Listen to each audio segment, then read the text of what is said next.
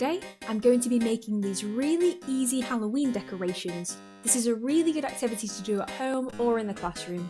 Here's what you'll need to get started. Empty kitchen or toilet rolls, scissors, googly eyes, black and white paint, thick paper or card, white tissue paper, a pen, and a paintbrush. First up, I'm going to paint one of the rolls white for the ghost. This doesn't need to be perfect as we're going to be covering this with the white tissue paper later.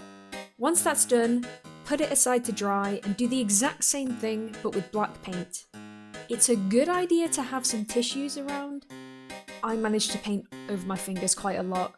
Next, I drew some bat wings and cut them out of thick white paper. If you have black paper or card, this also works and it's probably better, but I only had white so I just painted over it in black. It's extra important at this step to put some paper down because you're probably going to end up getting paint everywhere, just like I did.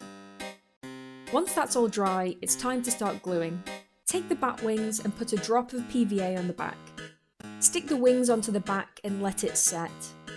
Next, take the googly eyes and stick them on your bat. In theory, these are self-adhesive, but after spending about 1,000 years trying to peel off the back, I gave up and put a bit of PVA on them instead.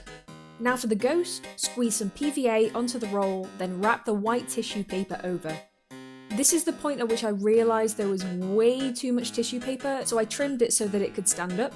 Time for the googly eyes. Again, I put PVA on these, but if you have self-adhesive ones and patience, you can just stick them without glue. And that's it!